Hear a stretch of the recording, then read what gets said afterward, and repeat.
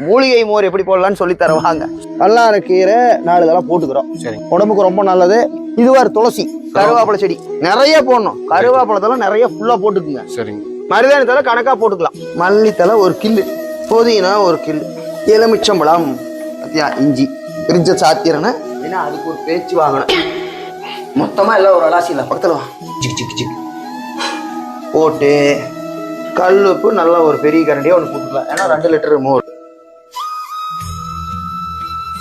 இப்போ நாம ரெடி பண்ணிட்டோம். மொத்தமா அரைச்சலாத்தி மிக்சியில் அரைச்சது எடுத்தாச்சு. மோர் அக்கா ஏற்கனவே எரும மோர் திருப்பி வச்சுட்டாங்க. சரி.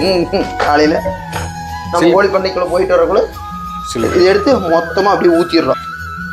குடிதங்க